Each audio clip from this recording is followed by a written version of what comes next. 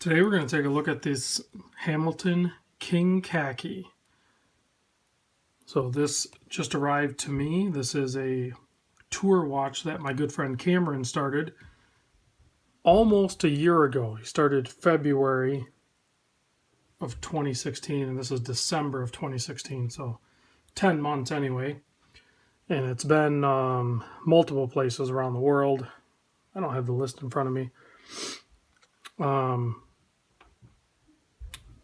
And I'm the last tour stop, so I figured I'd take a close look at it and review it, give you guys my thoughts on it. I've only had it for a couple of days. You can tell it's got some pre-loving done to it. It's got some good scratches on it, which I think is awesome. I think this watch is a perfect watch to get banged up a bit. You know, that polished chapter ring around there. You know, it looks good polished, but I kind of like it that it has some wear on it. I really do. And it's nice just receiving it that way even. I'm sure it's fine putting the scratches on there yourself and, you know, having a story for each one if you can remember how you did it. But I think it's a great looking watch. And I typically wear like 42 and up, maybe up to 43 millimeter. And this is actually a 40 millimeter watch. So I was worried how it was going to feel on my wrist, but I gotta say it feels perfect. And because it's so thin, and then the lug length, the Lug To Lug, which I never did measure it, I'll measure it right now. So you're looking at overall like 47 mil. I think that Lug To Lug helps it wear good on the wrist. I think my only complaint on this, and it was actually pointed out to me by my good friend Riley, because I didn't even pay attention to it at first, is the lume on it is horrible. It basically doesn't exist. If they would have loomed this watch out, this to me would have been the perfect field watch. The way the hands are, you can see how they come to a tip. They go all the way to the edge. And I absolutely love the way the day is displayed, and then the date up top like that. That is aesthetically on the dial. That looks great. I don't even mind that they had to remove the 12 and they cut into the 11 and the 1. Doesn't bother me one single bit. I think that looks awesome at displaying the whole day across the top. And then let's get a quick look at the thickness on it. It has a slight domed crystal on it, so it's 11.4, and that's way thinner than what I'm used to wearing. So it's 20 mil lug width, and then, you know, we'll confirm the 40.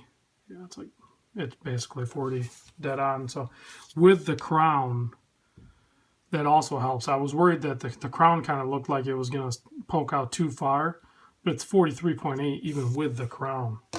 So this thing wears perfect on the wrist. This is not the original leather strap that it was supposed to come with. This one feels great though, and I'm not a big fan of leather. I actually put it on this mesh bracelet that I've been putting a bunch of watches on. I put it on that for a little bit. It feels good on the mesh, but it feels really good on this leather. You can tell it's broken in and contoured nice.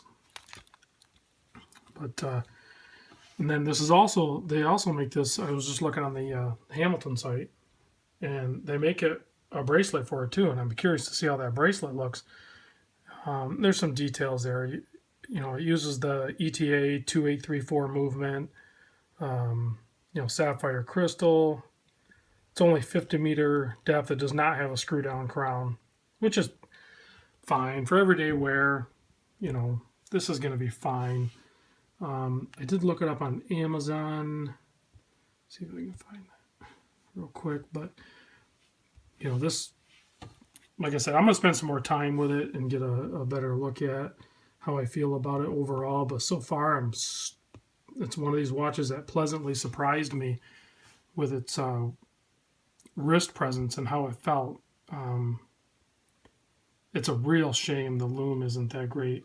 On Amazon, with the, you can see the leather strap they have is way different. and it's, you know, just under $400. I don't know if you can find them cheaper elsewhere. Maybe even find one used that's beat up a little bit like this. I would be totally fine with that. There's no scratches on the crystal. You can see a little bit of dome to it.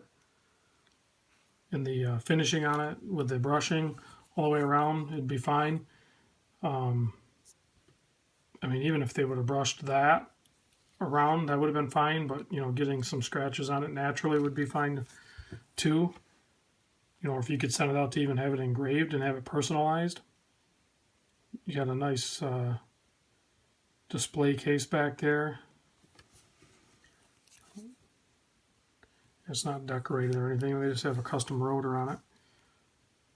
But it looks great.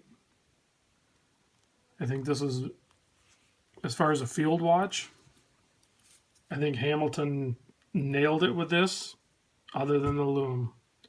If they would have loomed this sucker out, I think it would have been hands down probably my favorite field watch. I don't know if there's anti-reflective on this. I don't think there is. I don't see any hue on it or anything like that.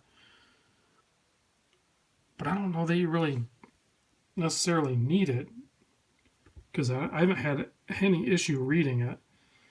But I guess maybe some anti-reflective coating on the bottom side and better lume, and this thing would have been just a killer, especially at under a $400 mark.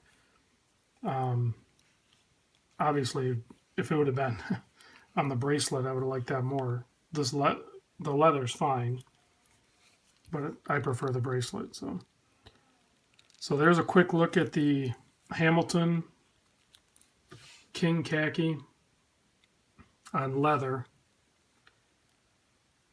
And I hope to be spending some more time with this.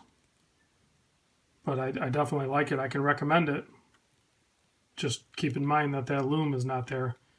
Tell you what, let me charge it up and I'll show you how poor it is. All right, let me shut these off. That was a quick charge on my flashlight, and I still have a couple of small bulbs lit. Let me even shut one more off. That's not much lighting in this room now. And if you want to... So there's what lume should look like.